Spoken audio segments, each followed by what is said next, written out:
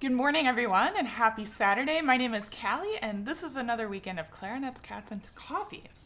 In today's video, I am going to give you a really pretty etude that you could do in place of long tones or right after you play long tones. It's a really great little exercise in expression and musicality while also trying to practice control of your tone and sound and response. And for the month of June, I thought it would be a great idea for all of us to review our tone quality and just really try to sound good. So each week this month, I am going to build upon this concept of creating a beautiful sound and really nice tone. And each week I'll give you a new etude to practice to help you achieve that. Before we get into the details, I want to thank my patrons for supporting my channel. If you are a fan of this free educational content that I am putting up on my channel, please consider supporting my channel by becoming a patron at the link below.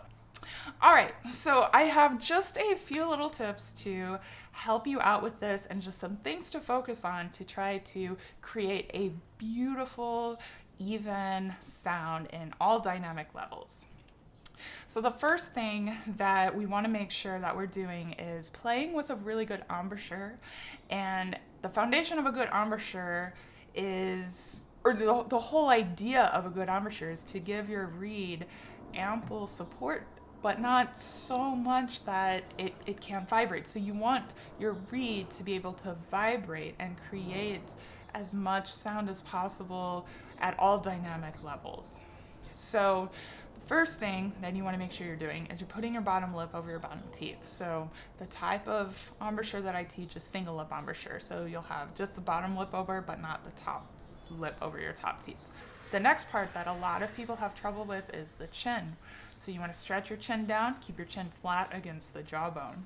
Then you want your corners to go in so that you create a good seal against your teeth, and then your top lip will press down gently on the top of the mouthpiece, creating a really good sound. Kind of like that.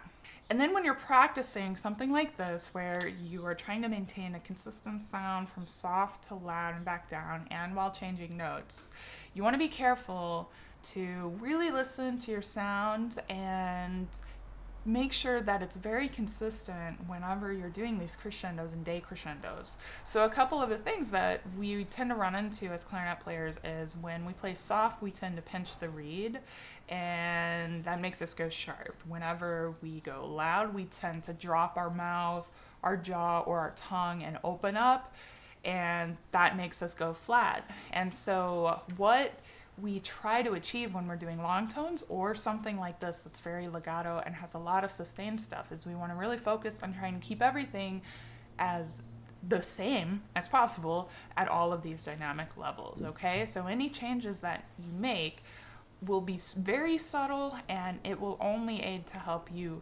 keep an even, beautiful sound across all these dynamic levels. Then the last thing that I'm going to add to this is your air. So make sure you're taking in a nice big deep breath and then whooshing your air forward so your sound is resonating in the front of your mouth, and you're whooshing the air and projecting your sound regardless of what dynamic level you are playing. So next week I am going to build up on this and give you another etude to work on, but for now I hope you guys enjoy practicing this weekend. Have a wonderful weekend, have a good week next week, and as always, happy practicing.